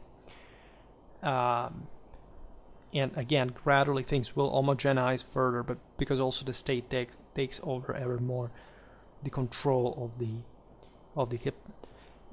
Here we are in a different situation. So the first 2 groups are armed with a spear of over 2 meters long, have the same crested helmet, perhaps the famous Negau type that, as you know, is from it's not from very far away, and differ only in the shape of the shield. I mean the find of Negau, of course, quadrangular, with the former being rounded. The latter round entirely. So you have types of shields that are become ever less, let's say, covering in a way, but also have this quadrangular aspect that suggests, again, the possibility of whoever has quadrangular shields, especially of the non-convex type, means that they usually fight in a much tighter formation, or at least they have some anti-missile function, whatever, so they tend to fight more in a not in an individualistic heroic way, because they may be elite and still preserving that. In fact, the same Roman legionaries would, paradoxically, they weren't just about the formation, actually. And here they could be just simpler types of soldiers that were forming maybe the bulk, the numerical one, and then the latter with the buckler there, with, say, at least the round shield is also lighter than that, and not providing perhaps with the best type of light infantry. But again, what is light depends, of heavy infantry, but what is light or heavy, again, depends also on the context, of course, of which kind of enemies you're facing. There were lighter troops all around, just because the world was very poor, right? Even in the Italian peninsula, it was fairly rich. So the last group of warriors, finally, wears a conical helmet, or perhaps a hood, like this is not clear. And it is without a shield. They are armed with the same inverted L-shaped Villanovian axe and appear to wear the same kilted tunic as the cavalry.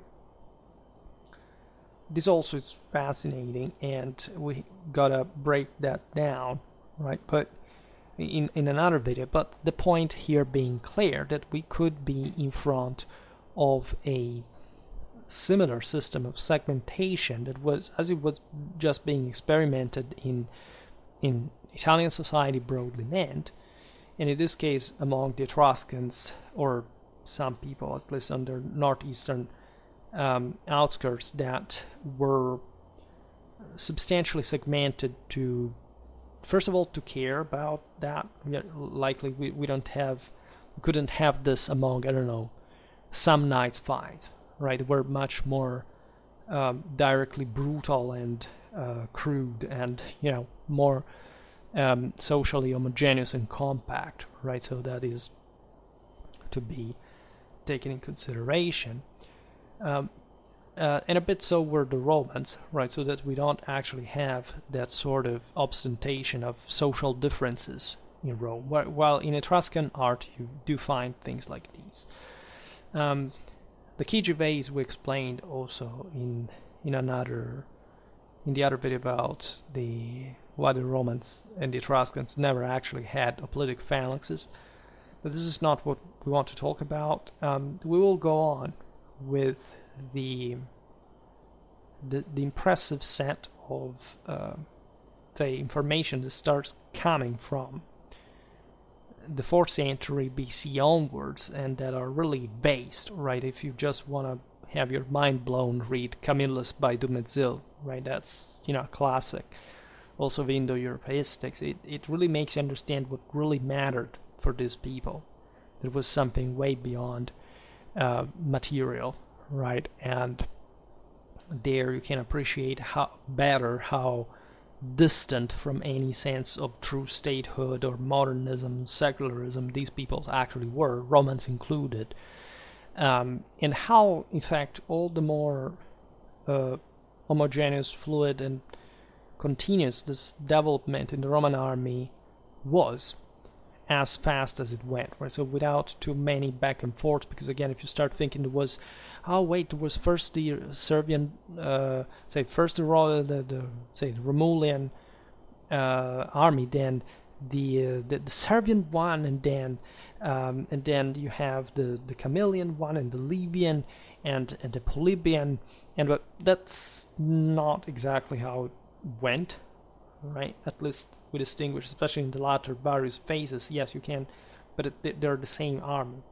right? And so this is, the more I go on, the least I see the Servian army as fundamentally anything that really ever existed as such by itself, right? And that simply emerged spontaneously from what was a normally conservative traditional world, without any particular differences from most peoples in Central Europe, fundamentally in that, however, began to give itself a statal profile over time, and again, with accomplishing that much later in time than we think normally. And this is about statehood as such. It's not to say necessarily, I don't know. For example, the Romans were quite literate at some point, at least. The average, say, the merchants, the people that really were more fascinated in the Chthonic plebeian element, paradoxically, were much more about these advancements, also thanks to Etruscan influence, etc. But let's not talk about this now.